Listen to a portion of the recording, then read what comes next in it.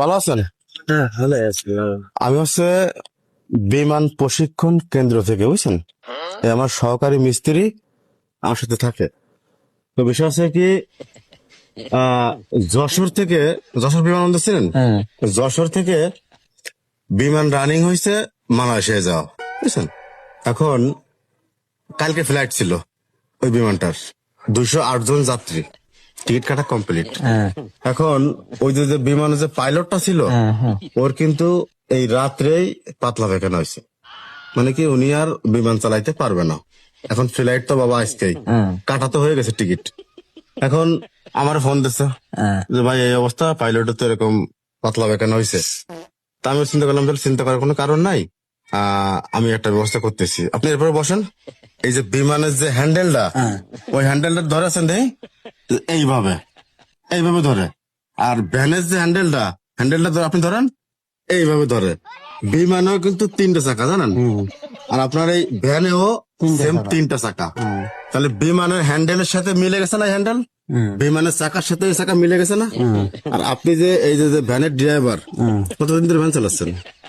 Van চালানোর বা সর্বোচ্চ 35। 35 বছর অভিজ্ঞতা মেলা, দীর্ঘদিনের অভিজ্ঞতা, পারফেক্ট। পারফেক্ট না? আমার নজর কখনো ভুল হয় না, জি স্যার। টাকা দিয়ে আমি ঠিক পাইছি। 208 জন যাত্রী নিয়ে ওই যাত্রীটা বাবা, ওই বিমানটা বাবা আপনার চালাতে হবে। চালায় সিঙ্গাপুরে ওই বিমানটা পৌঁছে দিয়ে খালি বিমান নিয়ে চলে আসতে হবে, কারণ যেহেতু পাইলটের শরীর খারাপ, ও যাতে পারতেছে না।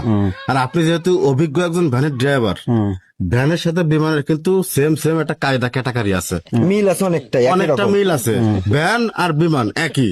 আপনি দেখেন না হ্যান্ডেলটা, বিমানের হ্যান্ডেলটা কিন্তু এই যে এইভাবে ধরে, এইভাবে ধরে কিন্তু চালায়। আর ভ্যানের হ্যান্ডেলটা কিন্তু এইভাবে ধরে। কিছুটা সেম। বস, এই যে এটা দেন, এইভাবে ধরেন, হাত দিয়ে ধরেন, দুই হ্যান্ডেল ধরুন এটা আছে না, এটা হচ্ছে ভ্যানের হ্যান্ডেল, আর বিমানের হ্যান্ডেল দুইবার ধরেন, চশমা এই এই হলো বিমানের হ্যান্ডেল। মনে করেন এই যে এইভাবে ধরলে হলো ভ্যান, ভ্যান, আর এটা যদি ঘুরে দিয়ে এইভাবে ধরা হয় তাহলে কি হবে? বিমান। তাহলে আপনার কি এটা মেলা অসুবিধা হবে না বিমানটা চালাতে? পারবেন না? আপনি যেহেতু অভিজ্ঞ একজন ড্রাইভার, ভ্যানের মধ্যে আর বিমানের মধ্যে কোনো পার্থক্য নেই বাবা। ওরও 3টে চাকা, এরও 3টে চাকা। ওরও যে হ্যান্ডেল, এর হ্যান্ডেলটা প্রায় সেম।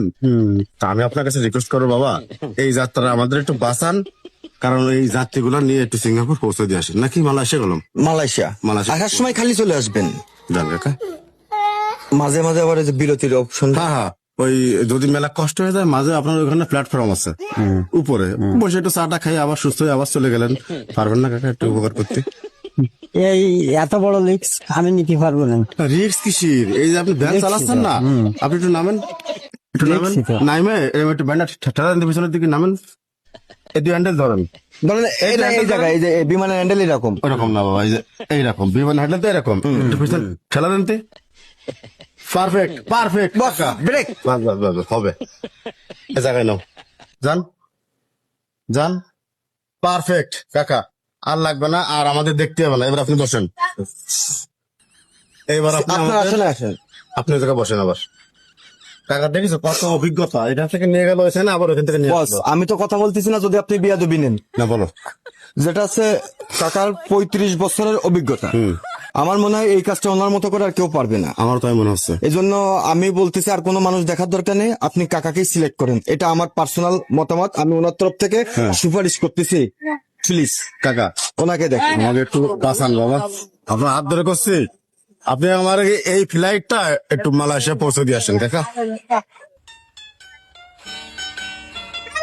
ও যাওয়া কোনো বিষয় না, বিষয় কিন্তু না, আমি জানি আপনার কাছে কোনো বিষয় না। হ্যাঁ, এখন নিজেতে কোনোদিন আসলে আমি হলো ওই ওইভাবে ওই বিমান চালাইনি। ঘটনা হচ্ছে যে আমি পারবো কি পারবো না এরকম ধরনের অভিজ্ঞতা তো আমার নাই। আমার 4টি ছেলে মেয়ে। মাগুরা কোন জায়গা বাড়ি? মাগুরা সাইল ইউনিয়নের ভিতরে বাড়ি। তাহলে আপনি পারবেন না কাকা? পরিবারের সাথেও তো একটা আলাপ আলোচনা করতে হবে। আরে বাবা, পরিবারের সাথে আপনি কি মারা যাচ্ছেন নাকি আলাপ না আলোচনা করবেন? না না, পরিবারের সাথে একটা আলাপ আলোচনা। তাহলে এক কাজ করেন, আমরা তাহলে কোন সময় আসবো? আপনার ফ্লাইট কিন্তু আবার রাত্রে, আজকে রাত্রে। আজকে রাত্রি হয় 3টার সময় ফ্লাইট, মনে করেন পরের দিন সকাল 12টার সময় পৌঁছাতে হবে। আবার বিকেল 4টার সময় রওনা দেবেন, আসতে যত সময় যত লাগে। দ্রুত আসতে পারেন আপনি, খাইল টাইনে আসবেন, খাইল টাইনে তো অত ইন নেই, যদি কেউ থামাতে বলে তাও থামাবেন না, কারণ ও জায়গায় আমার সময় নেই, আমার এই গাড়ি নিয়ে চলে আসবেন। আর লোকাল প্যাসেঞ্জার টোটাল উঠবেন না আসার সময়। আপনি যে এই কথা বলছেন ব্যানের সাথে বিমানের সাথে তুলনা, কিন্তু বিরাট একটা ব্যবসায়। আরে বাবা, ভ্যানের হ্যান্ডেল আর বিমানের হ্যান্ডেল তো একই, ভ্যানের টায়ার আর বিমানের টায়ার তো তিনটে করেই আছে, তা পার্থক্য তো আমি কোনো জায়গা পাচ্ছি না। আমি বলতেছি কি, ভ্যান চালানোর আগে কোনদিন বিমান চালাইছেন নাকি? না না না, তাহলে আপনি নতুন। এরকম ধরনের একটা হলো আমার জীবনে আসেনি আজকে। এরকম সুযোগ আপনার জীবনে কোনদিন আসেনি? না, না। তাহলে এই সুযোগকে আপনি হাতছাড়া করতে চাচ্ছেন কোন? চাচ্ছেন? বাড়িতে অনুমতি নিয়েন, বাড়িতে এইভাবে বলবেন যে এই যে ভ্যান থাকলো, আপনার ছেলে আছে না? হ্যাঁ, ভ্যান থাকলো বাবা, আমি যদি ফিরে আসি তা তুই চালাইস, আমি যাচ্ছি আমার প্লেন চালাতে। পারবো কিনা আমার গঠন হচ্ছে যে আমি তো চালাইনি কোনোদিন, এইটাই হলো বিষয়। আপনার বাড়িতে আপনি অনুমতি নিয়ে আসেন যে বাবা এই যে ভ্যান থাকলো, আমি যাচ্ছি বিমান চালাতে, যদি ফিরে না আসি তো ভ্যান চালায়, পুরো সংসার চালাস, এতটুকু কাকা। আপনি নাম্বার নিয়ে যান, আমি বাড়িতে সমালোচনা করে আপনি নাম্বারটা বলুন তো। আপনার বলবেন। নাম্বারটা কোন? বলেন, নাম্বারটা বলুন। বাড়িতে কিন্তু অবশ্যই সবার কাছে অনুমতি নেবেন, আচ্ছা। শেষ বিদায়।